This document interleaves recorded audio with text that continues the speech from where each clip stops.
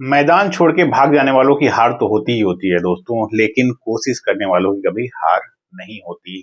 BPSC एईडीओ में समय भले ही कम है, लेकिन अगर आप तैयारी करेंगे, मन से करेंगे, 8 घंटा नहीं 10 घंटा, 10 घंटा नहीं 12 घंटा पढ़ेंगे, सफलता सुनिश्चित है। आइए, मैंने आपको प्रॉमिस किया था कि मैं कुछ किताबों की लिस्ट बताऊंगा।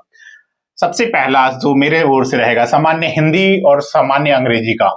सामान्य हिंदी के लिए आप लुसेंट का नाम सुने होंगे। लुसेंट की किताब आती है हिंदी के लिए भी, इंग्लिश के लिए भी, जीके के लिए भी और साथ में साइंस के लिए भी, नहीं कि जनरल साइंस के लिए। तो लुसेंट आपका सबसे पहला साथी होगा। समय कम है, मैं ये नहीं कहूंगा कि बेसिक बुक्स पढ़िए, बहुत ज्यादा कंसेप्ट बनाइए। केवल और केवल लुसेंट पढ़ने से नहीं होगा, लेकिन लुसेंट का आप हिंदी और इंग्लिश का बुक पढ़िए। हिंदी के लिए आपको लगता है कि नहीं लुसेंट कम पड़ेगा, तो हरदेव बाहरी की एक किताब आती है ना, वो हिंदी की किताब पढ़िए आप। लेकिन लुसेंट बेसिक बना सकते हैं, बेसिक अपना कंसेप्ट उससे, ठीक है। इंग्लिश में भी ऐसे ही, इसको नजरअंदाज नहीं करिएगा। मैंने बताया था 9 नंबर यहाँ चाहिए, 21 नंबर यहाँ चाहिए पास होने के लिए। फिर आगे का जीएस और जनरल एप्टीट्यूड का आपका पेपर चेक होगा।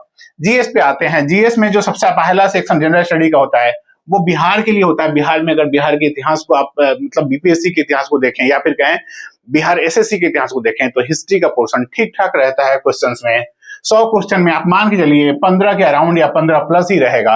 हिस्ट्री के लिए मैं कहूंगा कि आप मेडिवल हिस्ट्री पे कम फोकस करें, एंशिएंट और मॉडर्न इंडिया पे ज्यादा फोकस करें। एंशिएंट और मॉडर्न इंडिया के लिए आप एनसीईआरटी की जो बुक्स आती हैं 11, 12 वाली, वो आप पढ़िए एनसीईआरटी की, ठीक है, आर्य शर्मा और विपिन चंद्रा की, ठीक है। आपको लग रहा है इससे काम नहीं चल रहा है, तो साथ में आप लुसेंट का जरूर, लुसेंट का जो जीके है उसका हिस्ट्री वाला सेक्शन एकदम दोस्तों पूरा का पूरा रट जाइएगा उसको, क्योंकि वहां से भी सवाल सीधे सीधे पूछे जाते हैं। हिस्ट्री के बाद पॉलिटी से सवाल भी रहता है, 8-10 सवाल इससे भी रहेगा। पॉलिटी के लिए एम लक्ष्मीकांत, यानी कि जो भारत की राज व्यवस्था वाली बुक है एम लक्ष्मीकांत की, ये बुक पढ़िएगा।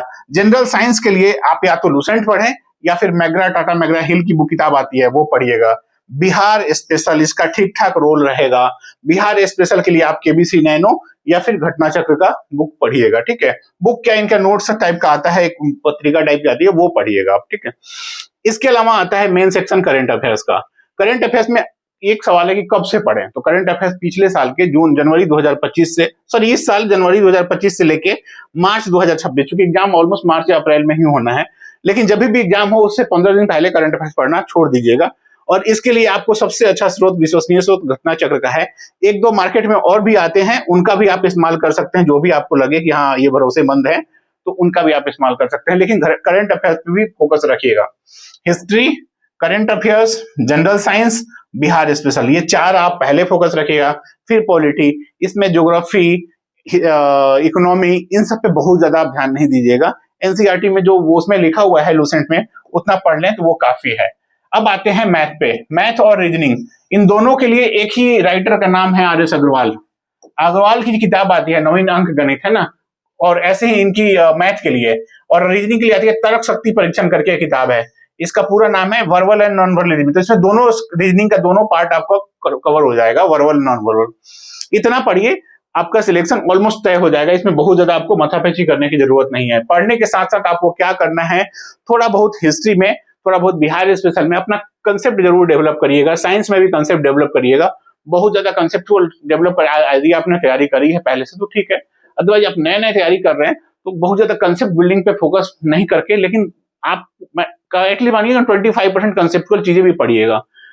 इसमें हिस्ट्री वाले में खासकर चूंकि पूछता है तो थोड़ा सा डेप्थ में चला जाएगा, तो आप 2 क्वेश्चन भी अगर कम करेंगे तो आप कंपटीशन बाहर हो जाएंगे। तो नॉर्मली आप ट्राई करिएगा, आप एक भी क्वेश्चन जो सामान्य सही हो सकता है उसमें से एक भी आप गलत ना करके आए। रिवीजन पे फोकस रखिएगा दोस्तों। रिवीजन एक रामबाण होगा, जितना भी आप कम समय में बहुत ज्यादा पढ़ने की कोशिश करेंगे तो रिवीजन भी साथ साथ करते रहिएगा।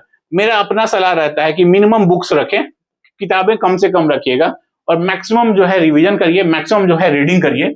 किताब भले ही 2 रखें, लेकिन इस किताब को मेरे हिसाब से अगर कहें 1 या 2 किताब या 3 किताब कहिए, जितना भी आप पढ़ रहे हैं, इसको 5-10 किताब नहीं रखिएगा, 3-4 से ज्यादा किताब नहीं रखिएगा। इसी किताब को आप 10 बार पढ़िए, 5 बार पढ़िए, लेकिन 5-10 किताब को एक बार पढ़ने का नीड नहीं है। बेटर है कि आप 4 किताब 10 बार पढ़ें और यही कह रहे हैं मैक्सिमम रीडिंग करिए और रिवीजन पे फोकस रखिए। साथ में आप जब तैयारी आपकी हो जाए 70-80% कम से कम, शुरू में ही टेस्ट नहीं दीजिएगा। आप ये नहीं सोचिएगा कि मॉक टेस्ट से आपका सिलेक्शन हो जाएगा। दोस्तों, आप जब तक पढ़ेंगे नहीं, सिलेक्शन नहीं होगा। 70-80% जब आपको लगे कि तैयारी हो गई है हर एक सेक्शन की, तो आप मॉक टेस्ट ज्वाइन करिए। कहीं पे भी टेस्ट सीरीज ज्वाइन करिए, जो भी कोचिंग आपको अच्छा लगता है आपके आसपास में, वहां मॉक टेस्ट करिए और आपका सिलेक्शन तय है। हमारे चैनल से जुड़े रहिए, बीच बीच में आपको जरूर जो भी इंफॉर्मेशन रहेगा वो साथ में मॉक टेस्ट में करा ही रहा हूँ।